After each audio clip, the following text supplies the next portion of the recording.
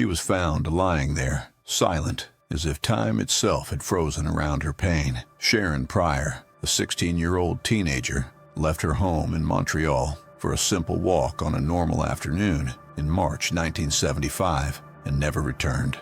3 days later, her body was found brutally beaten, abandoned in a vacant lot. The scene was so shocking that it forever marked the memory of a nation. Who could have done that to such a kind and dreamy girl? Why her? The case mobilized an entire community, generated more than 38 suspects, and crossed generations without answers. It was 48 years of silence, pain, and searching until a strand of DNA, hidden for decades in a bloody shirt, revealed the truth. But what it revealed was not just the name of a killer. It was a collective mistake, a police failure, and a devastating echo of other similar crimes. This is the story of the crime that shocked Canada, and of a justice that arrived too late. But before I tell you, subscribe to the channel so you don't miss the best true crime videos. Sharron Prior was born in 1959 and grew up in Montreal, Canada, surrounded by the love of her mother and siblings. Her parents' separation had reconfigured the family dynamics, but even with the challenges, the Prior home was an environment of affection and complicity. Sharron was the kind of girl who left her mark wherever she went, not by what she said, but by how she looked, helped, and cared. Intelligent, empathetic, and mature for her age. She dreamed of being a veterinarian. She had an unconditional love for animals and an inexhaustible energy for sports, especially judo. Her teachers described her as disciplined, her friends as loyal. To her mother, she was the soul of the house. In the Pointe Saint-Charles neighborhood where they lived, Sharron was seen as an exemplary teenager. She participated in community activities and maintained a predictable and safe routine. That Easter weekend in 1975, she was excited. She helped her mother prepare sweets and desserts, planned to see friends, and even receive an award she had won at a sports association. It was an ordinary afternoon, with spring just arriving, with the streets still a little chilly, but already vibrating with the first signs of the season. Sharron's mother saw her daughter leave at 4 p.m., wearing a light blue blouse, jeans, and sneakers. She promised not to be long. The journey was short, less than 10 minutes walk to the pizzeria, a place she frequented often. But as the hours passed and Sharron did not return, what had been a small anxiety turned into despair. Her daughter's absence made no sense. She was responsible, punctual, always giving news. Her maternal instinct was right. Something terrible had happened, and what would come next would destroy not only an entire family, but also the sense of security of an entire community. It was Saturday, March 29th, 1975.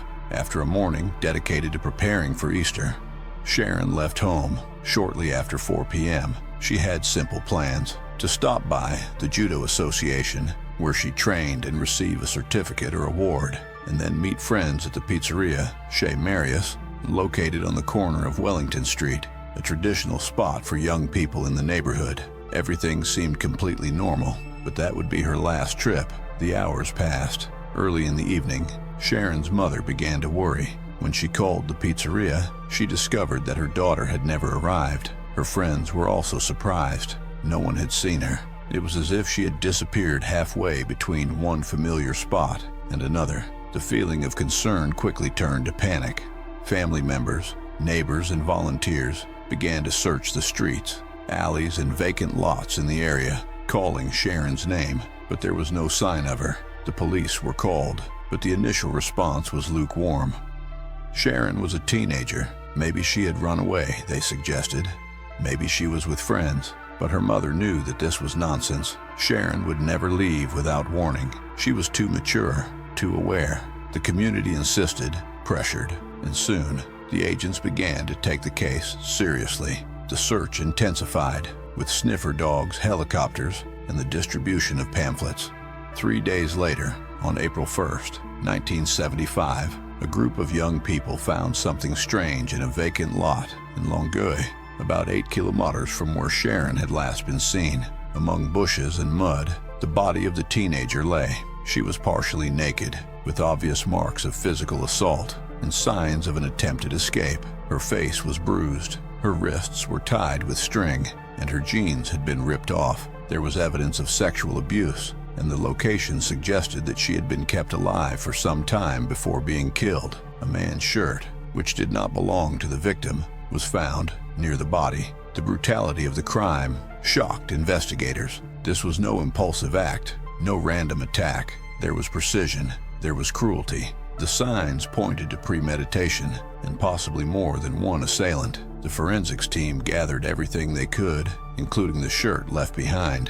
But in 1975, forensic science was limited. Physical evidence ended up being shelved, waiting for a future that did not yet exist. Sharron's funeral was marked by public outcry. Hundreds of people attended. The family's grief extended beyond the grave. It was as if every mother in the neighborhood was burying a daughter. The case made national headlines, and soon other disappearances began to be remembered. Young women who had disappeared under similar circumstances, bodies found with similar signs of violence. Could Sharron have been the victim of a serial killer? The hypothesis did not seem unlikely.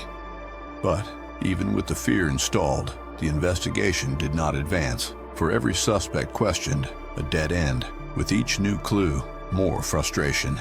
There were more than 38 names investigated over the years. Nothing led to a definitive answer. Not even the offer of a $10,000 reward announced in 2012 was able to bring any new relevant information. Time passed, and the case grew cold. But one piece remained stored, almost forgotten, in the police archives. That men's shirt, covered in fragments of DNA that would wait almost half a century to finally speak. And if you liked the video, subscribe to the channel and leave a like. From the first days after the discovery of Sharron Prior's body, Montreal police found themselves under pressure. The brutality of the crime and the profile of the victim, a well-known and beloved young woman, demanded quick responses. The community demanded it. The press followed suit, and fear spread. But what followed was a long series of mistakes, mistaken suspicions, and years of frustration. More than 38 people were formally questioned during the investigation. Some were temporarily detained. Among them were acquaintances of the victim, ex-boyfriends of friends, regulars at the pizzeria, residents of the neighborhood, and even outsiders who were passing through the area on the days of the crime. The lack of concrete evidence and the absence of a functional DNA analysis system in 1975 made any progress difficult. The case began to take on the typical contours of cold cases. One of the most cited suspects at the time was a man with a history of sexual violence who lived nearby. He was monitored for weeks, but nothing solid was found. Another, a truck driver who had been in the area on the date of the crime, was ruled out after a clash of alibis. There were many lines of research, but none of them led to the desired outcome. At the same time, comparisons began to emerge between Sharron's case and other homicides that occurred in Canada in the same decade. Two names quickly caught attention: Norma O'Brien, murdered in 1974, and Debbie Fisher, killed in 1971. Both were teenagers, both were kidnapped, and both were found dead with similar signs of violence. Their modus operandi seemed to have elements in common: approach in public places, sexual assault, beating and disposal of the body in isolated areas. Investigators began to seriously consider the hypothesis that the same perpetrator or group could be behind these deaths. The theory of a serial killer gained traction. However, without technical evidence that definitively linked the cases, it remained only a possibility. In the absence of certainty, the Canadian police split into parallel investigations without effective cooperation. Important information was ignored or archived without proper cross-referencing. Sharron's own mother would later report that she was treated with disdain on several occasions, as if her daughter had been to blame for what happened to her. In the 1980s, advances in trace analysis techniques were still slow. The physical evidence from the case, including the men's shirt found next to the body, was preserved, but could not be analyzed accurately. This only began to change with the emergence of DNA as a criminal investigation tool. In the 2000s, with the strengthening of genetic genealogy and forensic databases, a few old cases began to be solved in Canada and the United States. Hope was rekindled. In 2012, Sharron's family managed to set up a fund to offer a $10,000 reward to anyone who provided reliable information. The action had repercussions, but once again, it did not result in any concrete leads. The frustration was immense. The victim's mother even went on TV shows to denounce police negligence and keep her daughter's memory alive. It was then that in the mid-2020s, a new generation of investigators decided to officially reopen the case, focusing entirely on the material evidence collected in 1975. The shirt was sent to specialized laboratories in the United States. There, advanced genetic extraction techniques managed to isolate fragments of viable DNA, something that had not been possible decades before. With this material in hand, the team used public genealogy databases to search for matches. The process was delicate and slow. It required cross-referencing with family trees, reconstructing family profiles, and verifying kinship ties. But after months of work, a name began to appear frequently in the data: Franklin Romine, a man with a criminal record in the United States who had lived in Canada for a short period in the 1970s, precisely when Sharron was murdered. Romine had been arrested for rape and assault in the United States and had died in 1982 at the age of 36. At the time of the crime, he was 29 years old and living temporarily in Montreal. The discovery was shocking. The DNA match with that of his descendants, analyzed with legal authorization, confirmed the identification. Franklin Romine was, without a doubt, the perpetrator of the crime against Sharron Prior. But the revelation raised a new and disturbing question. How could a man with a history of sexual violence, identified in American gene banks, go unnoticed for so long in the investigations into a crime that paralyzed Canada in 2023? Almost half a century after Sharron Prior's murder, the truth finally emerged, and the name of the person responsible not only surprised, but also outraged.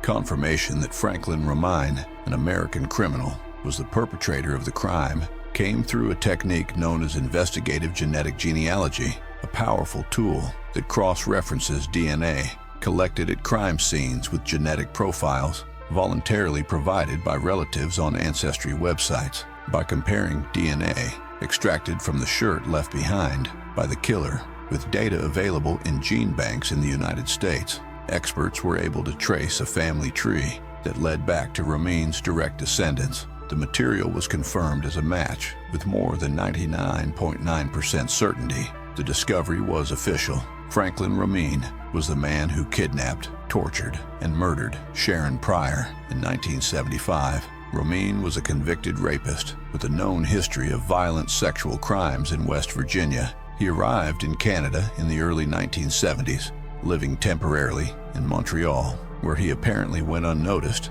by local authorities. In 1974, shortly before the crime, Romine had been arrested in the United States for a brutal rape case, but was released shortly after on parole. He apparently crossed the border and settled quietly in Canada. At the time of Sharron's murder, he was already an active predator. The question that haunted everyone involved was immediate. How could a man with such a clear history of sexual violence, with connections between two countries, never have been seriously investigated? Why had his name never appeared on the suspect list? The answer is uncomfortable and reflects systemic failures. In the 1970s, communication between police departments in different countries was fragile, almost non-existent. There was no unified database or efficient mechanisms for international cooperation. In addition, prejudice and lack of preparation in dealing with sexual crimes and murders of young women contributed to valuable leads being ignored. For Sharron's family, the revelation was bittersweet. On the one hand, there was relief in finally knowing who was responsible. On the other, the pain of realizing that the answer was always there, in preserved evidence, but not properly analyzed for decades. Sharron's mother, who spent years seeking justice, has become a symbol of resilience.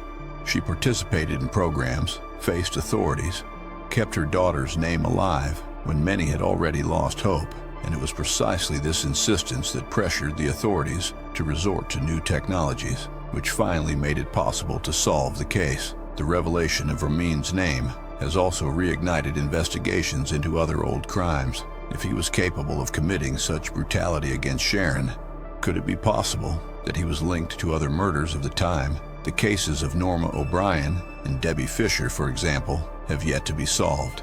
There are similarities in the patterns, and now authorities are revisiting the scenes and evidence from these crimes, looking for any genetic connection to Romine. But Romine will never be judged. He died in 1982, age 36, from natural causes. He died with impunity, without ever being held accountable for the murder of an innocent and promising young woman. What remained was a name, a criminal history, and DNA, enough to close a mystery, but incapable of giving back what was taken. And yet, even with the truth revealed, a question persists like an echo that is difficult to silence. What if science had arrived sooner? How many lives could have been saved? And how many other cases are still waiting for an invisible thread of DNA to finally see justice? The case of Sharron Prior is not just a tragic record in Canada's criminal history. It is also a portrait of the pain of a family that refused to give up, the struggle of a mother who faced institutional silence, and the persistence of a community that is not forgotten. It was 48 years of anguish, of unanswered questions, of birthdays marked by absence, and commemorative dates wounded by memory. Justice arrived. Late, yes, but it arrived, and with it also came the confirmation that the truth does not die with time. Science, combined with collective memory and the courage of those who refused to remain silent, was able to break through the thick veil of oblivion. Sharron had dreams. She wanted to care for animals, start a family, live. Today, her name is engraved not only in documents from a solved case, but also in the hearts of all who were moved by her story. May her life, cut short in such a cruel way, serve as a warning and an inspiration. And may we never stop asking, how many cases are still waiting for the chance to be heard? If this story touched you, consider sharing the video so that more people can learn about Sharron Prior's case and understand the importance of forensic science in the search for justice. Subscribe to the channel to follow other real and profound cases like this one. Your attention and empathy make a difference.